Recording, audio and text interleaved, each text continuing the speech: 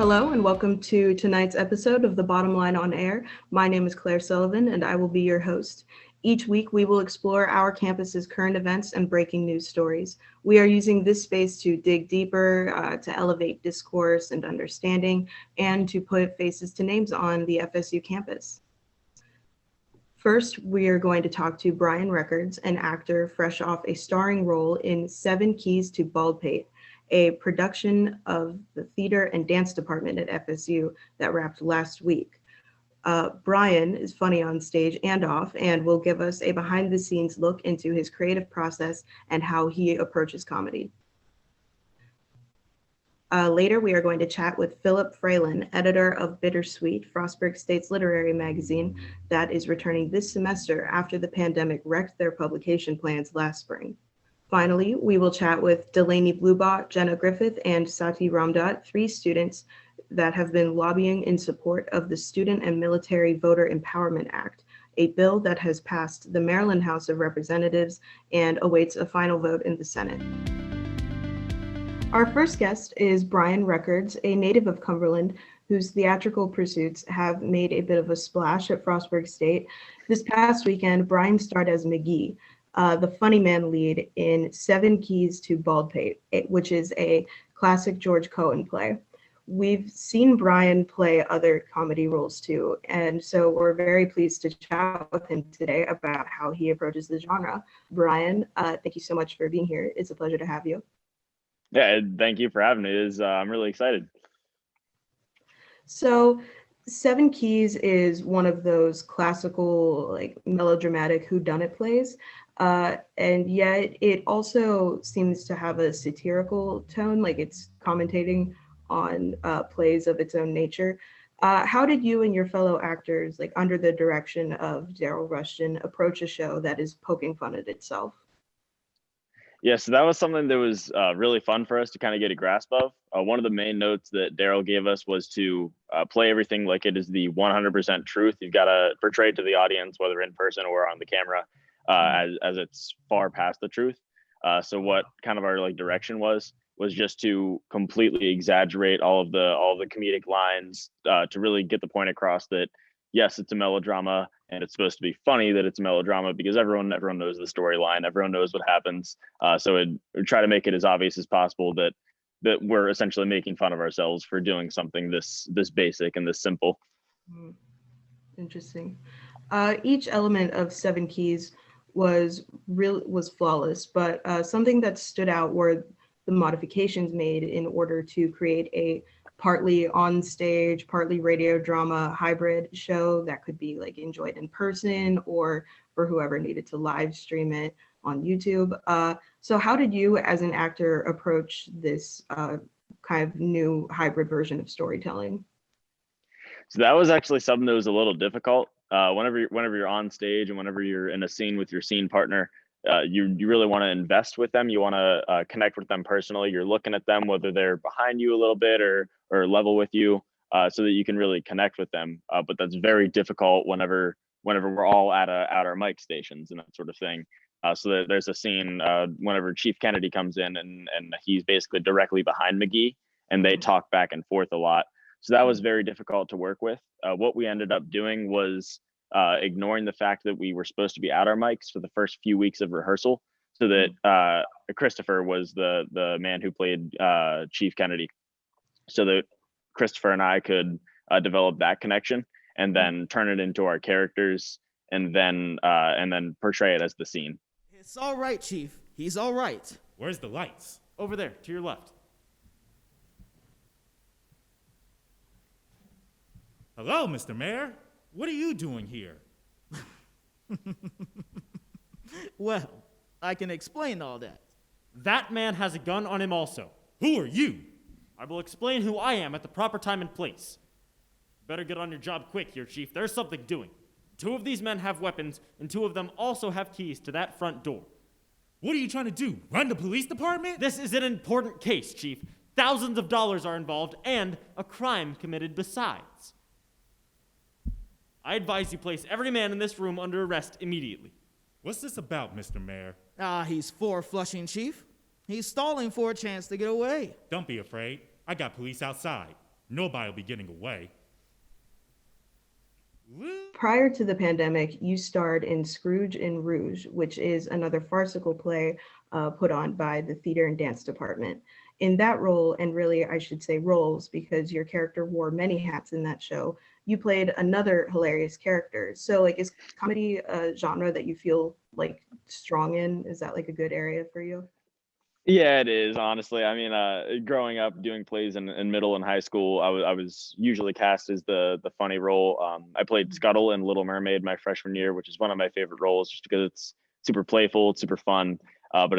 Comedy is something that I connect to very easily. It's I don't know, I guess I'm born with it. I don't really know what to call it, but it's a very natural trait where just good comedic timing and staring the audience in the eyes sometimes just really delivers really well. So it's what I probably do best, frankly.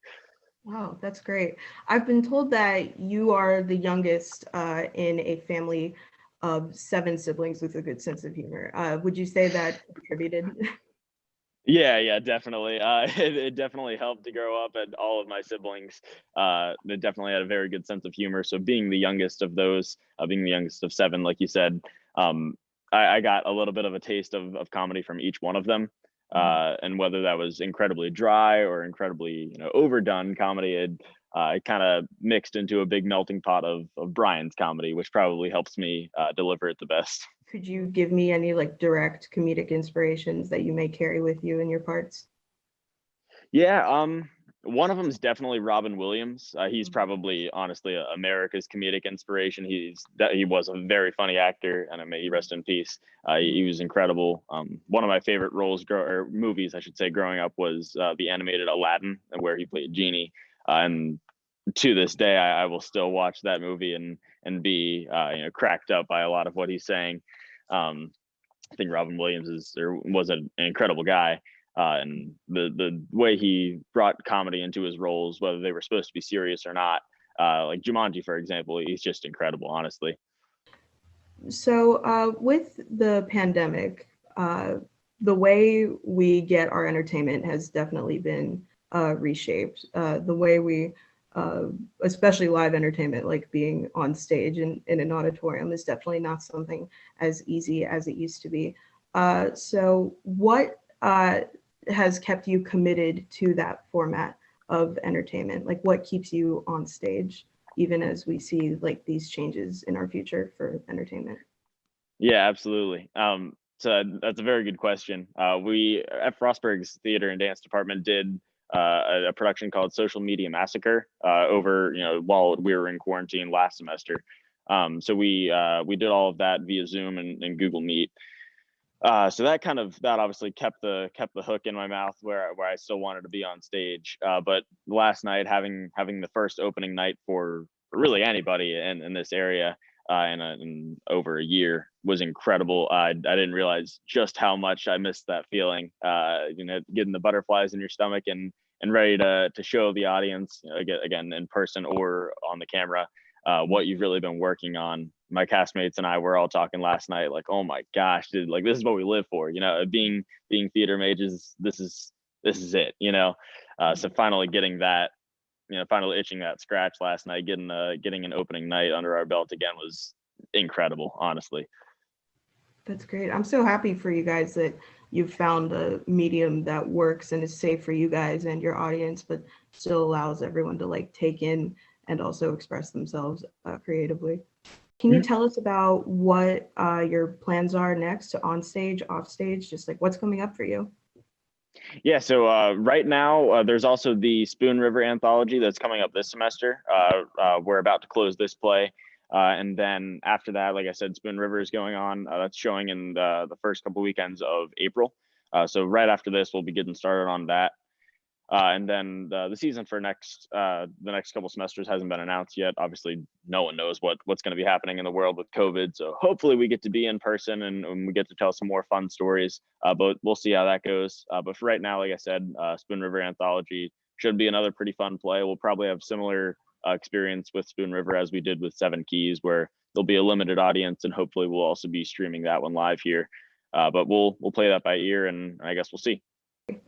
Brian, it has been a pleasure to have you on the show with us. Thank you so much for taking the time to be here. I can tell that you are really passionate about what you do. I'm sure the rest of your castmates feel the same. And we are so excited to see what you do on many more stages after FSU. Thank you very much. Thanks a lot. Take care. You too.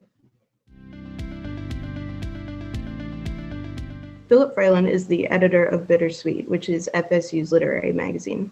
Published annually in the spring, the 2020 edition was scrapped owing to the pandemic, but Phillip and his team are relaunching the magazine this spring, and he's joined us here today to talk more about the submission process.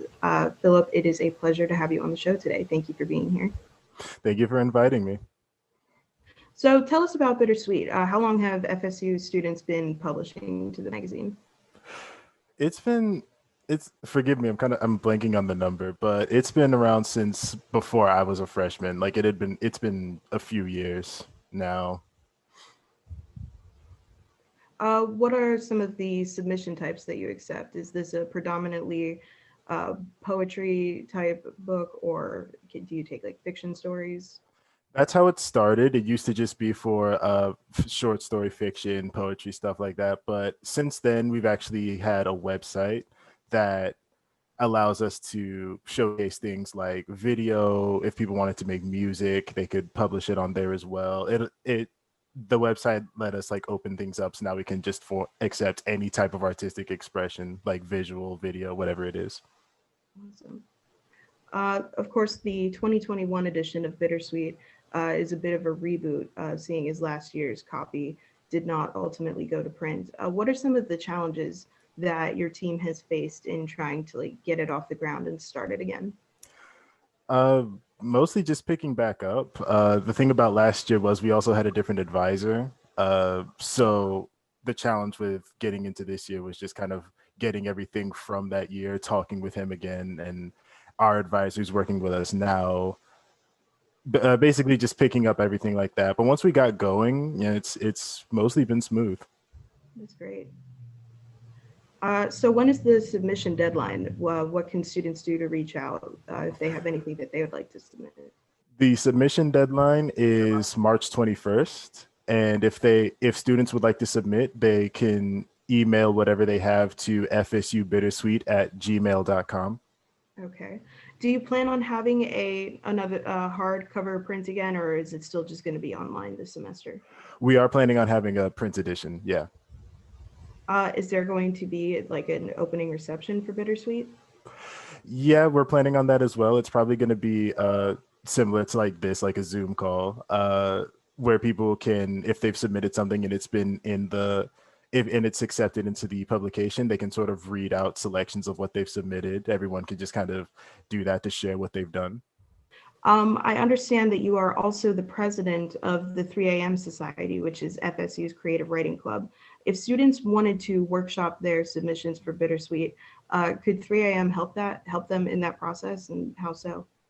Yeah, they could also help with 3 a.m. can also help with us editing people's submissions. If they 3 a.m. meets every week Thursday at 5. If that time does not work, they could email me. It's at PA Fralin, that's PAFRALIN 0@Frostburg, and kind of look it over during our meetings, and we could just send it back if they can't meet personally.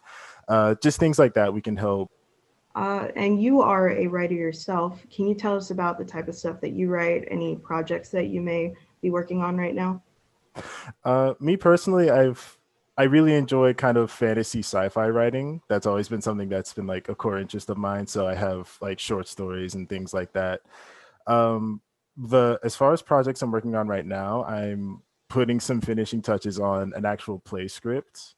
And I've actually just started sort of going through like the novel writing process as well. So just things like that, long-term stuff like that. Yeah. That's great. It sounds like you have a lot going on. Well, Phillip, thank you so much for taking the time to tell us about Bittersweet and your guys' attempts to bring it back to normality on campus. It's really great to see projects relaunching and finding new ways to navigate as we recover from the pandemic. If you are a creative student looking for an outlet for your work, please check out Bittersweet at bittersweetmag.com. Again, Good luck, Philip, and thank you so much for chatting with us. Thank you. It's been a lot of fun.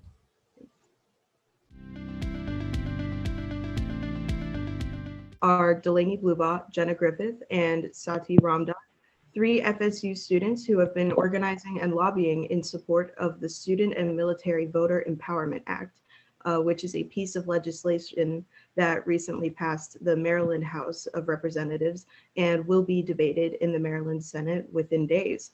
And thank you guys so much for taking the time to be here. Thank you so much for having us. Thank you. Thank you. So Delanie, could you break down the Student and Military Voter Empowerment Act? Like, why was it needed and what exactly does it do? Sure. So the Student and Military Voter Empowerment Act is kind of a variation of legislation that has graced the Maryland legislature before. In fact, there was the Student Voter Empowerment Act of 2020, which unfortunately did not pass. And so the Student and Military Voter Empowerment Act of 2021 is legislation that aims to be more inclusive, not only of students, but also of military personnel who face similar barriers to students, especially during election periods. And so it was needed as a way to break down those barriers that students and military personnel experience during election cycles. So that looks like, creating an excused day, an excused absence for students on election day so that they don't have to, deal with having to coordinate with their professors or with their class schedules when they are able to get to the polling place, especially if, we all know a student who has 4 classes in a row or has one day that's particularly busy. And so, boards of elections, local boards of elections, in this case, Allegheny County's Board of Elections would coordinate with Allegheny College, Frostburg State, as well as their local residential institutions that are, assisted living institutions and everything to find the best possible polling locations for all of the residents. So what that would look like is hopefully establishing either a polling location on Frostburg State's campus or one that is within walking distance. Obviously, prior to the 2020 election, we had a polling location at City Place, but because of COVID-19, our one polling place in Frostburg was at Mountain Ridge. And so hopefully, this legislation seeks to find a better and more convenient polling location for students so that the ballot is more accessible. Okay. Jenna, can you tell us a little more about the process of how a bill becomes a law and how close is this legislation to becoming an official law? Yeah, so it can be brought up by a senator or representative in either chambers of Congress, and then it would move to the governor for a vote, and then it would be becoming a law. If not, if the governor vetoed it, it would go back to either chambers of Congress to be overridden, and then it would become a law. Okay. Satie, could you tell us about the role that FSU students play in lobbying for and promoting this legislation, or college students in general? Students in general play a really big role in lobbying for this piece of legislation because it affects us directly. Personally, I know a lot of students who it was their first time voting and they were very confused on how to vote and to go into the polls, how to vote online, how to vote early, things like that. So I think college students being a part of this legislation is really effective because it impacts them directly. It's something that directly influences them. And most college students want their voices to be heard and they want to know how to take action. They just don't know the right steps on how to do that. And I think this piece of legislation is really going to encourage college students to vote and help them through the process of taking those steps to make their voice heard. Jenna, in the 2020 election, the number of barriers to voting both increased because of the pandemic, but also decreased because of the aggressive vote by mail initiatives in many states. Given the insight you learned working in support of this bill, what are some other changes that you would advocate for to expand voter access? I would just work on expanding our resources. I thankfully had my mom that had voted in the past, and she kind of helped work me through the ballot. But my dad Actually, this was his first time voting, so he wouldn't have been able to help me. And I think just having resources and making the first time voters more aware of the process and what goes on if you would go in person, kind of what happened, kind of what happens, compared to just saying, here, you can vote, but people are still a little unsure. I know that was something I faced this year. I still was a little unsure of how to exactly vote. I did have a mail-in ballot, so that was a lot easier on my end. But if I was voting at a polling place, how that would be different.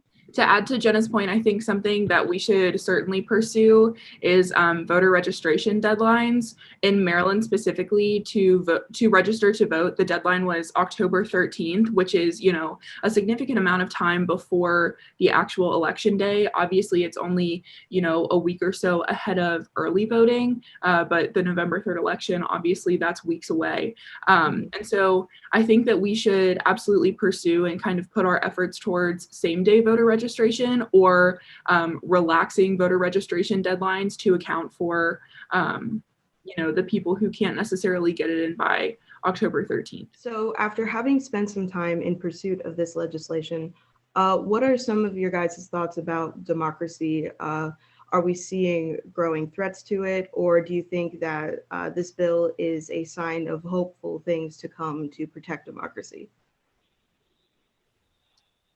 I would say that I think this bill is certainly a hopeful sign for the things to come, but obviously this is just one aspect of our democracy and one aspect of, you know, living in America that we need to work to circumvent issues. And so I think in the last several years, we've seen significant steps away from, you know, the democracy that America promises. But I think that as we continue to, you know, work to eliminate the barriers that so many different people face, and as we continue to acknowledge all of the people, you know, in this country, and, you know, making sure that we are providing equitable access for every single individual, I think that only then can we really continue to and start to again strengthen the democracy that I feel as though we've lost in the last couple of years. Yeah, I would just echo Delanie with everything that she said, and that it is a hopeful sign of things to come, but to just give access to everyone across the board is very important for getting us back on the right foot toward our democracy. So, Satie, did working on this legislation change any of your own personal or professional goals?